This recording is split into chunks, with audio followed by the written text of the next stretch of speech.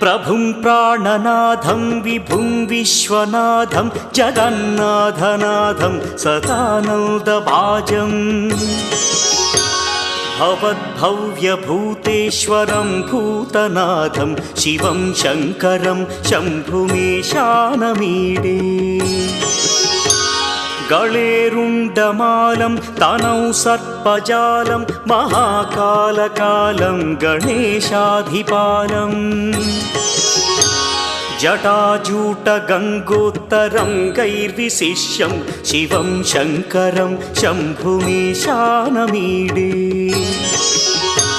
मुदामाकरं मण्डनं मण्डयन्तं महामण्डलं भस्मभूषाधरन्तम्